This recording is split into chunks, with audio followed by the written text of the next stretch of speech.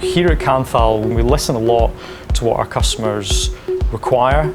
So the two products we're launching will provide longer life, lower downtime and a more even heating pattern for longer in the furnace, which is important for customers who've got very high quality applications.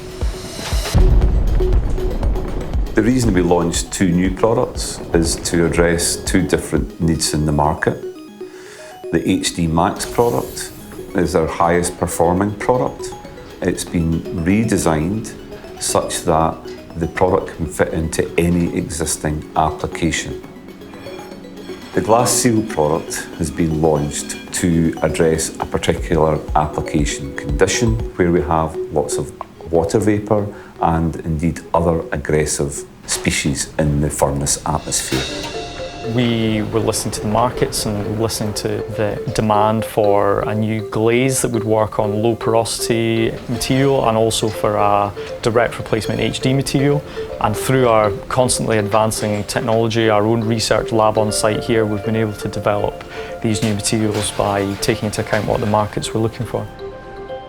Our portfolio in the future will be more and more focused on energy reduction, as that is a significant demand from our customer base and indeed a global requirement.